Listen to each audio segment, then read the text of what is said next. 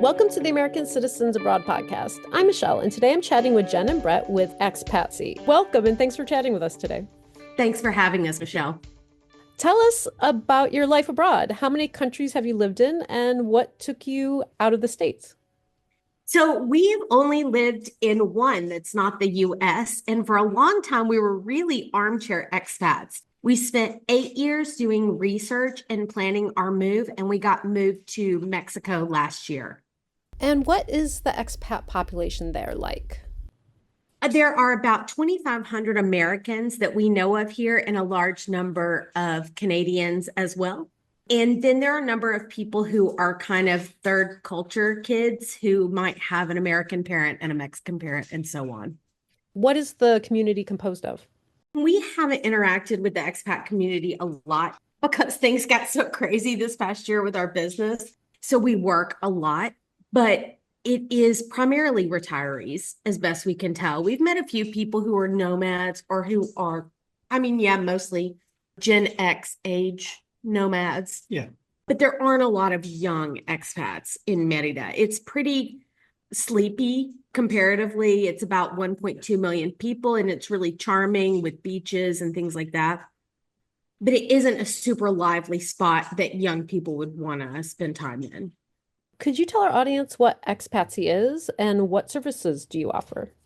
Yeah, so Expatsi is a company we formed in 2022 to help other Americans figure out where they should move to based on their own unique interests and needs, such as their budget, what they're looking for in terms of climate, other features such as mountains, do you want beaches, what languages do you want to speak? So we started off with this quiz, and we used all the data that we had compiled for ourselves to find what country we wanted to move to. We turned that into a quiz, and like Brett said, it includes some of those topographical features and what they're looking for in terms of healthcare, safety, infrastructure, human rights, and so on. And that's how we launched, was just with the quiz and not really any real business. But over time, as people started to take it and want more information about figuring out where to move, we started partnering with different companies who could help them.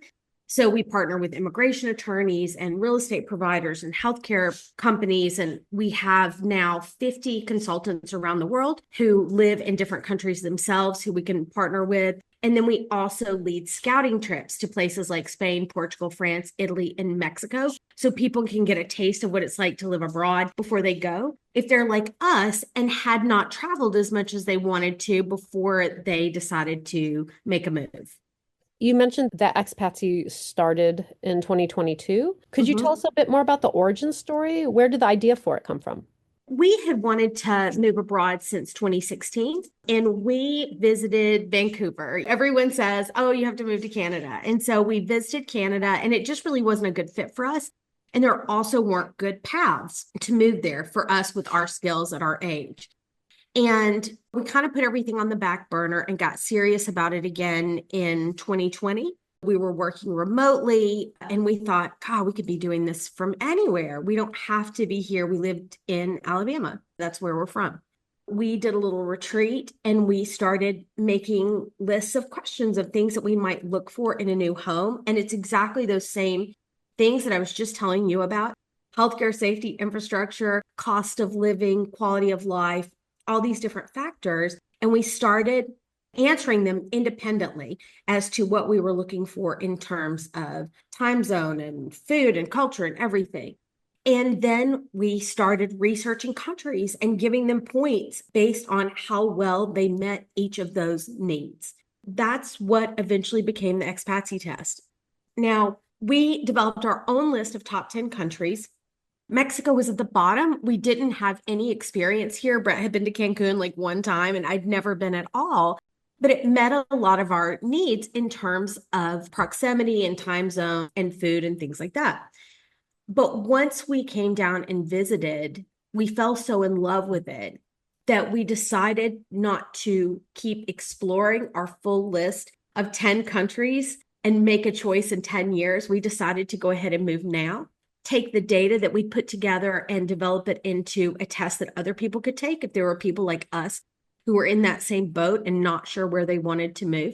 and keep exploring countries and things like that along the way. So we decided to move to Merida in 2022 after our first scouting trip. We scouted again in the summer to make sure we could handle the heat. It's a very hot place. And then, like I said, we got moved this year. You've touched on what the Expatsi test is. You've explained it a bit. Do you want to expand on it at all? It's 20 questions. The test puts you down a couple of different paths based on your budget and the visa type you would want to pursue. If you come in and you know that you'll be retiring abroad or that you'd like to be a digital nomad, which, as you know, is just a remote worker, it can be someone who's a freelancer, it can be someone who's self-employed. On occasion, it could be someone who works remotely for an American company. If you would rather come and be a local worker, if you'd like to be an investor or a student. So we ask you to choose one of those paths and then to essentially choose whether you are interested more in countries that have a lower cost of living or countries that have a higher cost of living, which of course have trade-offs. And so based on those choices, we send you down a certain path, and then you assign points based on some of your preferences, and you get a top 10 list at the end of the quiz. Now, a lot of people come in and they just aren't sure what that visa path is. So then we often recommend things like doing a session with me to sit down and kind of talk through what your options are.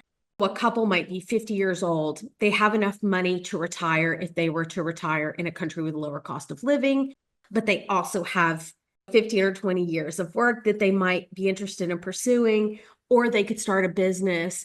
They're kind of working through those options. And so I help them make those decisions. You touched upon your scouting trips. How do those work exactly?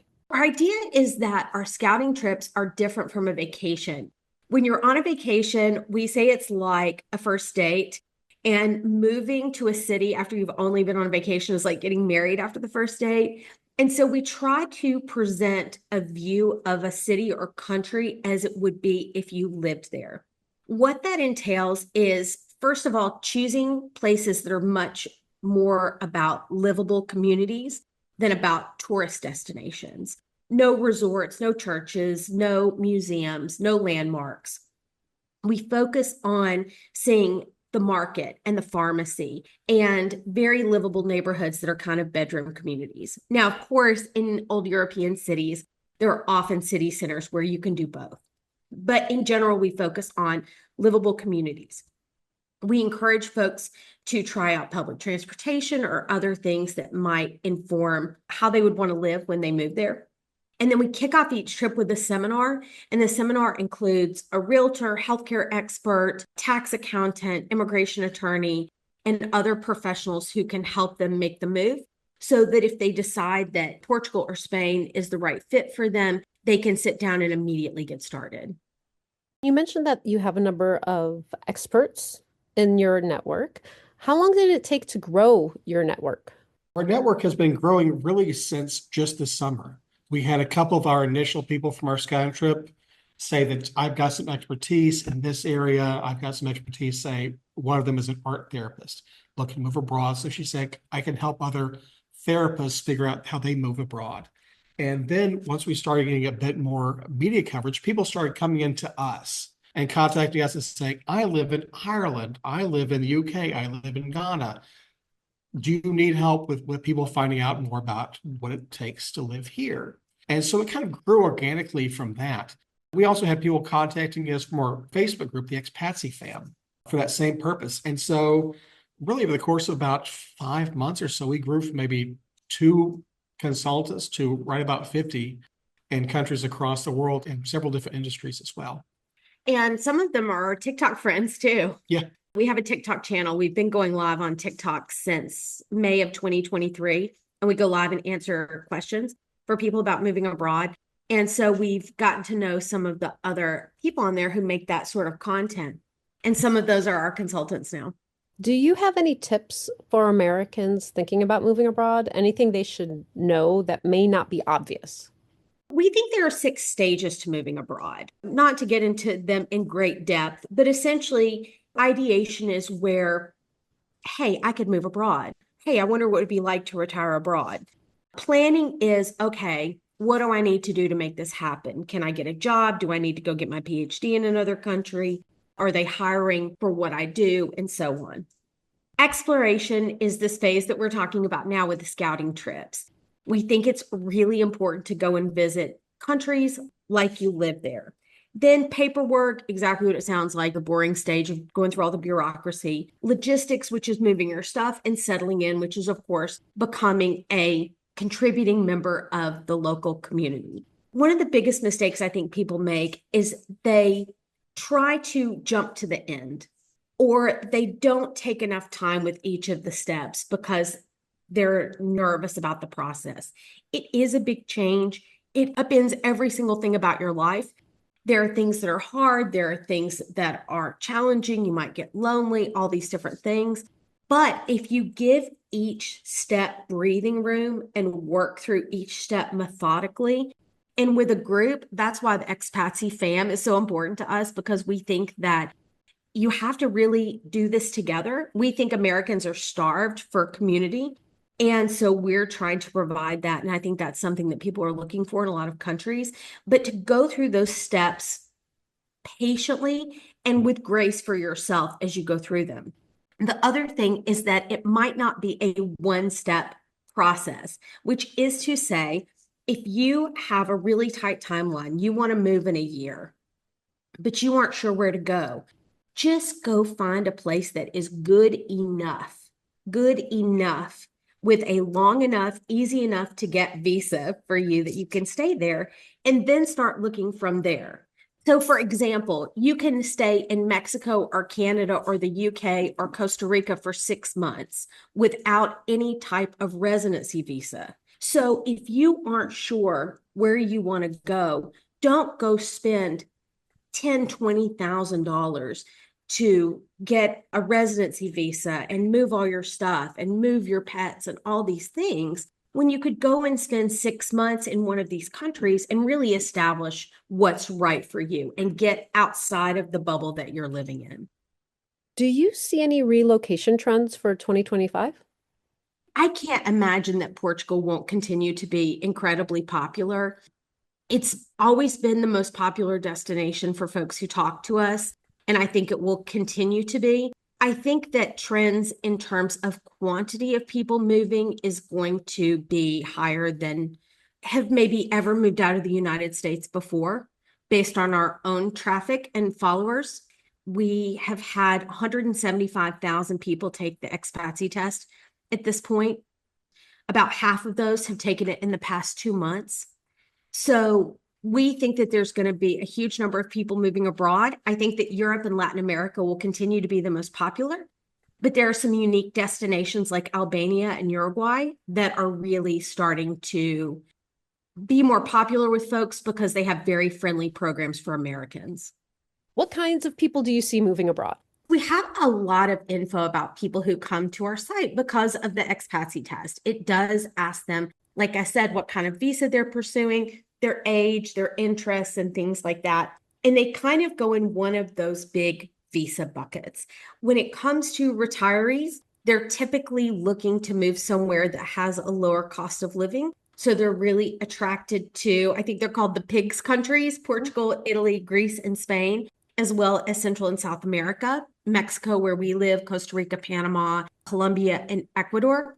Then when it comes to students, they're often looking for places where they can participate in an English-speaking program and then go to school for lower tuition than they have in the US, which is almost impossible not to. I think the only two countries that have higher tuition are Singapore and Australia. So they like to look especially at programs in Europe. And as you know, like Germany has nearly free college for everyone. Then we have digital nomads, and they are most often looking at similar countries to the retirees, which makes sense. Countries offer retirement visas and digital nomad visas because they're ways to entice people to move there to spend money without taking local jobs. So both benefit local economies in a very similar way. So they're often going to similar countries, but they like to go to cities that have a little more of a vibe to them. So for example, digital nomads prefer Barcelona, retirees prefer Sitges or Malaga. And so that's kind of the lifestyle. Oh, one exception I meant to add for retirees is that they're very interested in Ireland. Ireland has a retirement visa. It has a much higher threshold for retirement than some of the other countries do, but it's very appealing to some retirees. And of course, it's an English-speaking country, and no other Anglophone countries have a retirement visa. Some countries do that are in the islands, Africa, or the tropics, like Belize. Then we have skilled workers. Skilled workers is a real black box for us over here. It's a group that we'd like to help more and more. But the challenge is there's no shortcut to just finding a job abroad. If they are a nurse or they're a software developer, a physician, or if they're in a skilled trade, they'll have an easier time finding jobs in Europe or Australia, New Zealand specifically than other folks will. Europe is also highly seeking drivers and chefs. Other than that, if you have soft skills like me, I'm in marketing, it's very challenging to find a job abroad. And there really isn't any shortcut. You know how hard it is to find a job in your own country where you speak the same language and watch the same TV shows. It's that much harder abroad. Investors are folks who move abroad on what they call golden visas, which are when you invest in a country, you either buy a home or you invest in a business or you invest in an investment fund. Each country has different laws about it, but it's very attractive to Americans right now because there are a number of Americans who want to move abroad, but not right now. They would just like to have the ability to move abroad in their back pocket in case they decide at a moment's notice that they have decided to leave the US. So they're very interested in those visas for places like Portugal and Greece and Spain. Spain's golden visa may be going away, but they haven't announced when. So those are the main groups of people and where they like to go. The thing I will say about skilled workers is that oftentimes they would like to go to English-speaking countries, which makes sense, of course, because it's not hard to move to a country where you don't speak the language when you can take your time and learn it as you can as a digital nomad or retiree. But it's challenging to do it when you're a skilled worker. I don't have to have this meeting in Spanish. I only have to speak Spanish at my own pace in my daily life. So that makes a big difference. There's also a group of people who are seeking citizenship by ancestry, which of course is a way to achieve dual citizenship in a number of countries if your parents, grandparents, or great-grandparents have that lineage. And different countries have different rules, but Ireland, Italy, Hungary, and Poland are some of the friendliest programs. What are some of the most popular visa paths for Americans looking to move abroad? There are a couple of countries where you can go without a visa for a pretty good period of time, and people like to do that. Some examples are Albania, where you can go for a year, or Costa Rica or Mexico or Canada, where you can go for 6 months. I think somebody on one of our lives came up with a strategy where you spend winters in Mexico and summers in Canada. And honestly, I can't find a flaw in their plan. Then you can go as a temporary resident in Mexico or a permanent resident. It's really straightforward.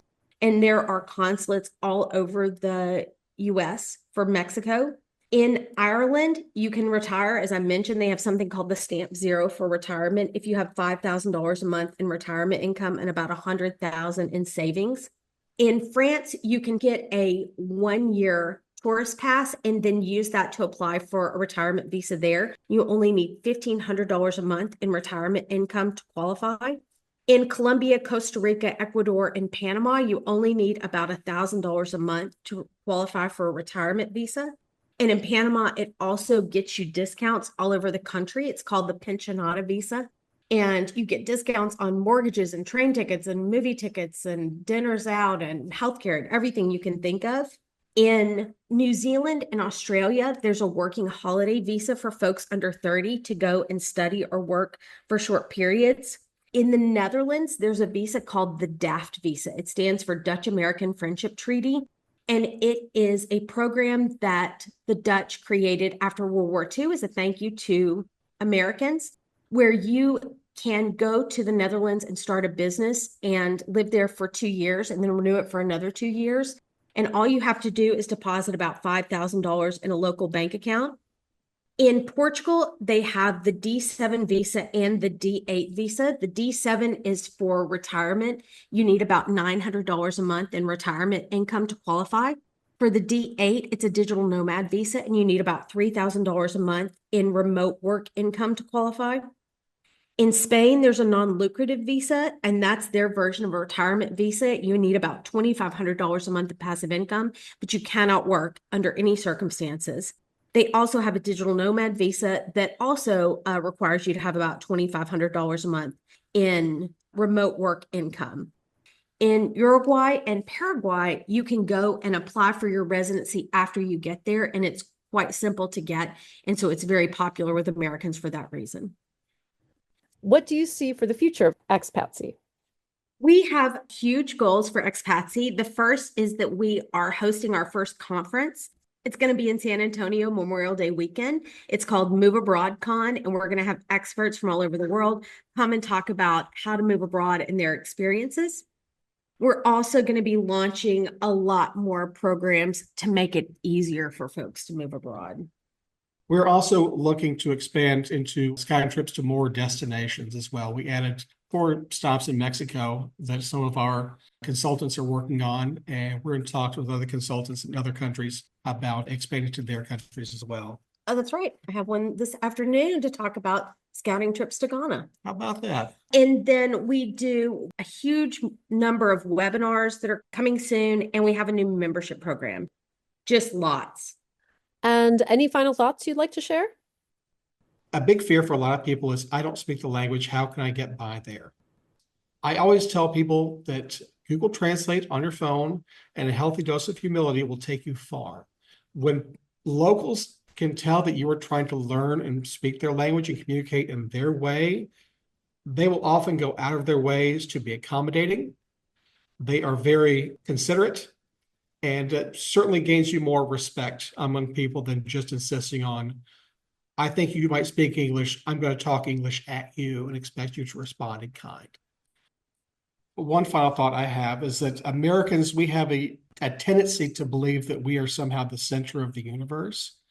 And a lot of that is, it's in our culture, you know, America is the greatest. And so as an expat, it's important to kind of come to terms with the fact that moving abroad, you become just another person. Nothing is special about you.